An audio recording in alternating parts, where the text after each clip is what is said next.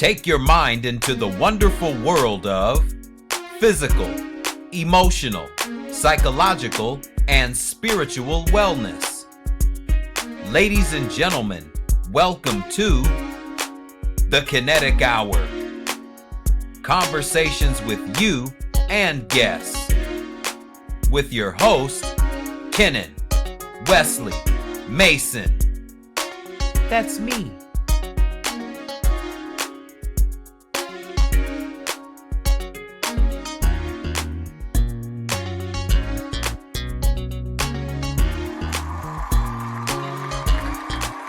Place. Here it says a quote, "It was hard. If you guys caught our reaction, it was really, really hard to hear a lot of that, meaning, I guess, certain testimonies, because there's a lot of facts that we didn't know or we weren't aware of. So to hear for the first time was heartbreaking." What were some of those facts? If you can, I don't know if you can actually repeat some of the facts that you discovered that you didn't know prior, if you could remember. I remember it was for one of the bail hearings. I remember it was Judge Ferguson. Oh yeah. I definitely want to talk about that too. He's the one that was at his bail hearing. Mind you, this man has had 7 bail hearings since then. They've all been denied. Okay. But yes, that was the one where we were able to read our victim impact statements, and Judge Ferguson allowed us to read them. Okay. Because the defense team was kind of like, well, this isn't trial, so what's the point of them even reading it, right? But the judge was like, no, well, I want to hear them. I want to hear them out. So we were able to read our victim impact statements, and, hearing some of the things that obviously, the prosecutor had to say, which was what made Judge Ferguson deny his bail. You know what I mean? Some of the details, I really don't want to get into it, you know what I mean? But it was just very, it was just the way that my sister passed, you know what I mean? And the things that led to that moment, that we had no idea, you know what I mean, that had occurred. Yeah. So to hear for the first time in court, like, we had been strong throughout the whole process up until that moment where you could just, see us, like, we were like, our faces, I think, went blank, you know what I mean? And the tears just started coming out because it was insane, like, to hear all those, things. I didn't know my sister had gone through all that, So it was actually a lot worse than you had even thought it was. Yeah. Okay. Yeah. And it says right here, coming from your mother, and she may even still be feeling these effects. Your mother, I can't even sleep every day thinking about my little girl and how she's no longer here. How has this impacted your mother, being that she's the one that discovered her daughter? How's she doing now, several months later? It's still hard on her. She's taking grieving counseling, and I ended up moving in with my mom to help her, having her grandbabies around. I think that's, helped her a lot, but it's still something that she thinks about, I'm pretty sure, every night, every day. You know what I mean? Like, I don't think that's an image you just easily erase like that. I personally, I haven't seen those images. I know that they were presented at the last preliminary hearing, where our supporters actually seen the images, and some of them even had to walk out of courtroom from how impactful it was.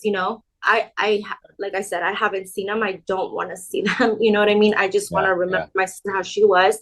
Yeah. But yeah, so if that was impactful for them, imagine how it's been for my sister. For my mom, her being the one that found her. Right. And you mentioned Judge Jeffrey Ferguson, and here's where this whole case takes kind of a unexpected twist, because this judge, I guess that something happened between he and his wife ended up being murdered, or alleged, that she was the victim and he was the perpetrator of the murder. So he was taken off the case. So when you found out about that, what was your feeling, being that he was the one that was presiding over this case? It was insane. I found out through someone. My phone started going off. People, they had been at that excuse me, at that bail hearing. So, I'm having my phone go off like, hey, did you hear what happened? Yeah. So at this point, I'm freaking out because I'm like, okay, my sister's case was assigned to him. What's going to happen now? Is this going to affect us in any way? Are we going to have to start all over again? Is this, what I mean? Is the defense team going to take advantage of this and, go for another bail hearing and, try to use his personal life, now, in this case, and be like, okay, Right. well, he probably, felt guilty for this and that. So now let's, what I mean? Let's redo this and things like that, which they did, thankfully it didn't affect us in any way. It didn't affect my sister's case. Okay. My sister's case was reassigned, and yeah, they did try it just like I imagined. They did they did try to use the whole maybe he felt guilty because of what was happening in his home at the time, with his wife and him and Yeah. things like that. But it did obviously, like, he still said at no bail, so it Okay. didn't So it work had out. so fortunately the judge's case had no real impact on this case. No, Okay. thank God it didn't. So thank goodness for that. Right. Yeah. And your family, because I've seen some of the reports, still you're being represented by attorney Benjamin Arsenian, and he's still your representation, correct? Currently. Correct. Okay. Yes. And obviously he's been on his job with doing the best that he can to make sure that justice is served eventually. Because this has been going on now. We're going into the end of the year, going into the new year now. Um, what what do you what would you like to see happen at the end of the day? What would be your perfect scenario? Then we'll go into the foundation that you created. What would you like to see happen moving forward? It's funny, because a lot of people have asked me that, and of course, I would love to see this man go away for the rest of his life, so we can finally like start our healing, our real healing process, because every time we have to go to court, every time we have to go and see this man, in court, it just brings up all these like negative, feelings and emotions. And, it's just something that I just don't want to continue feeling because Yeah, it does affect me, on my everyday life. There's days where absolutely. I just, want to, continue fighting for her as hard as I can, but then here comes court and here I have to see him again, and then boom, I'm back on feeling the way I'm feeling. And, these, just it's a roller coaster, of feelings, of course. But I really would love for him just to take accountability for what he did and just accept his fate, you know what I mean? And keep it pushing. Yeah, because he pleaded not guilty, correct? He pleaded not guilty. So he has to prove that in court without reasonable doubt that Right. that he's not guilty. He has to prove that. Right. Um, I have a 9-year-old daughter that I do these shows because so it this type of relationship affects so many women. Obviously, we see that 85% of women are victims of domestic violence. And I want my 9-year-old to know as she grows older that she can, or if God forbid, that she comes across a person like this, that she will see the signs. And me as a father will be able to, teach her the way of looking for those signs as well. And having her mother there to have her know that we do support her 100%, and it's okay to tell someone if that happens to her, or any woman for that case. It is okay, and the more or the more we hold these feelings in, the more it's going to hurt the person, as far as the emotions. And it could come to the point to where these built up emotions can literally start making people physically sick. And so as difficult as it may be for some women, know that it is okay for you to say something to somebody. If it's not the authorities, tell your best friend, tell your sister in your case, you know, tell the mother, tell the father, somebody that you know you can trust and confide in, so you can get this emotional feeling off of you if it does occur. Another thing is for a lot of women, because your sister was, looks like she was into fitness and, you know, being health oriented. I would recommend for women to take some sort of self-defense class. You know, start lifting the weights. So when you have a man that may be that you think would be physically bigger than you, you'll be able to defend yourself from certain episodes as best that you can. So that way we can have less of these occurrences, you know, because it's very unfortunate that it has to come to this before we kind of, you know, kind of take some sort of notice or acknowledgement for it. And because of this, you have created a foundation called Mirelles Legacy Foundation. Talk about that. Yeah, so, you know, I didn't want my sister just to be another statistic. I didn't want her, you know, death to be in vain. So I figured, you know what? I'm going to put all of this negative emotion that I feel, you know, because I was angry. I was, you know, going through all of this. I said, let's do something positive with this, you know. So my mom and I decided to create this foundation, you know, to be able to help other women that are going through domestic violence, you know, give them the resources and the help that they need, you know, because you know, most women don't feel comfortable going to the authorities. I know my sister did. I know, you know, she got a restraining order and everything, and that didn't help her. You know what I'm saying? Right. So if, you know, women don't feel comfortable with the authorities, then come to people like us, you know, come to these organizations or these foundations where, you know, we're willing to make you guys feel comfortable enough to come and share your stories with us, or share your problems, and confide in us to get you, and trust us to get you the help, you know what I mean, that you need to either get out of this relationship, you know, overcome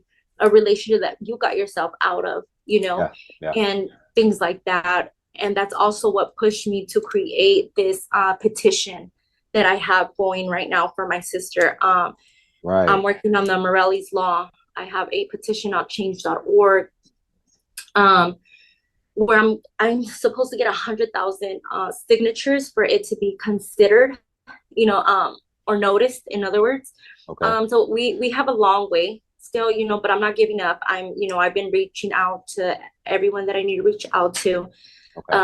You know, they say it takes time, it takes patience, you know, and perseverance. And that's exactly what I'm like really focusing on. And with this law, I really, really hope and pray that we're able to get a public online registration where all of these abusers have to like register, just like sex offenders, you know what I mean? So everyone has access to it, everyone, you know, like I know that if this would have been in place for my sister and I would have been able to look him up, you know what I mean? Because that doesn't allow them to steal their records. With that, you can't. There's no way. You could steal it, you know what I mean? But all of your record is still going to be there. You know what I mean? So me having, you know, an almost 15-year-old, and then my boys, like, I want to be able to know who they're dating, whether it's a man or a woman. Like, I want to know if you've been convicted. I want to know if you have restraining orders. I want to know if you have, like, any, court related cases in any part of the, 50 states for now, but eventually we want to make it international, but one step at a time. Yeah, Let's get to yeah. Cali first. Yeah. But yeah, that's really what pushed me to create Mirelle's Law, and I know it's gonna be a thing because it's been a long time coming. Yeah, and I think that's the best way to like help people, you know what I mean, from becoming these abusers' victims. Yeah. I don't want to continue helping victims. I mean, scratch that. I'm going to continue helping victims, but I want to do it. I want to be able to prevent them from becoming victims. Prevention. There you go. Yeah. Prevention. Because that's what we're lacking is we don't have anything in place to help people from becoming victims. You know what I mean? It's already, the help is already there after the fact, after something like this has happened. And no, we need to stop domestic violence, like now. Prevention is key. And the more information that you have, the more powerful you become. I used to, actually, I still do. People that know me, I tell people to, don't watch the news, because every time you watch the news, you see all the horribles of the day. And, it's every single day, 24 hours a day, we see all the horribles of the day. Yeah. In this case, you're bringing some sort of awareness to something that has been horrible for a lot of people for decades. I mean, I've heard personal stories from people going back to the 50s and 60s of domestic abuse from the days of our parents and grandparents. Right. So this stuff goes way back. And if we can change the pattern by bringing awareness and bringing some new information and bringing some sort of hope and awareness, and letting the women know that you can be powerful, you are powerful, and you can raise your self-esteem, or you can have higher self-esteem, you can have higher value, you can have higher self-worth. All of these things to make you feel like you are bigger and better than domestic violence. So it's great that you are setting something in place. So any woman can come in and feel like they have a safe place to go to, Right. whether it's to talk to you or some other counselor.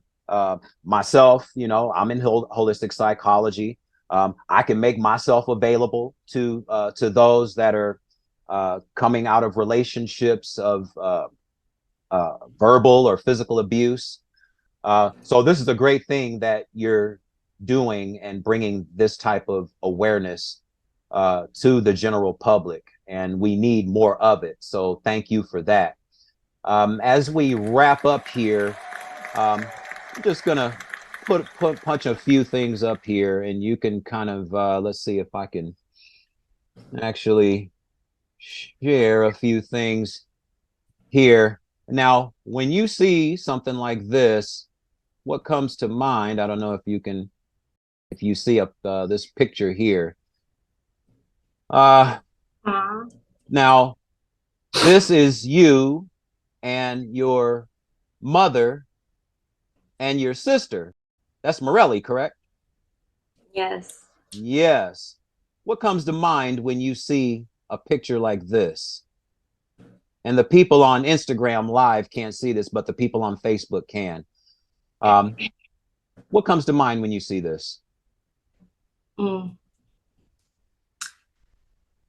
our life was, perfect and complete. Yeah. I mean, it looks like you and your mom and your sister had that close relationship. And also it looks like your sister also, it looks like she was also into fitness as well. Looks like she was really into, if you could see this one here. Yeah. Yes, this is her right here. She was really into fitness. And actually, I think I saw one of the reports where there was some kind of fundraiser going on at one of the gyms that she attended. Is that correct? Yeah, P3. Shout out to P3, Diego from P3. Yeah, he made a Okay. wonderful, wonderful event for her. Okay. Um, it was one of the very first fundraisers, that had been done for my sister, and it was amazing. It was Yeah. so many people showed up, so Yeah. much love was, shown. Um, especially because my sister was a gym fanatic. Like Yeah. that was her, you know, She looks like it. She looks yeah, like it. she loved it. Like Yeah. she was, I can't even, that was her love. Yeah. The Yeah. gym was her love, her life. Yeah, Yeah. she loved Yeah. it. Hmm. Wow. Yeah. And Yeah. me being a fitness professional myself, um, yeah, because I'm that as well. But I do know that you and your sister were very close. It looks like she was on her way to be a Oh, vocational yeah. nurse as well. Um, She it looks graduated like, with honor. yeah, with honors, Yep. with honors, The role. Hmm. on her way to becoming a licensed vocational nurse, and possibly on her way to becoming possibly an RN as well. Um, as we wrap up here, let everyone know, and I know this has been probably rough for you and your mother and the entire family and friends too, Yeah. and close family and close friends. Um, you know a close friend of mine as well, which is how I found you and this entire story here. Tell the people how they can find you and how they can find Mirelle's Legacy Foundation. So we are on Instagram at Justice for Morelli. We're also on TikTok under Morelli's Legacy. And we are also on Facebook. I believe we're under Morelli's Legacy as well. We also have a YouTube channel where you guys can subscribe under Morelli's Legacy as well. We're working on launching a website pretty soon. 2024 is going to be filled with so many great things. Okay. And also, if you guys can go on to www.change.org/Morelli's Law and sign our petition, I would really, really appreciate it. I know we're trying to hit our goal. We're, far from it, but I'm making it happen here or there. So just with everyone's support, we would really, really appreciate it. The links are in our bios and all And platforms. the goal is how many signatures? 100,000. 100,000. Okay, 100,000 signatures, so it can be put on some official ballot for the people to vote and bring this into official law. Correct. Just like for sexual predators, just like they made the law for the Amber Alert to go up on the freeways. Right.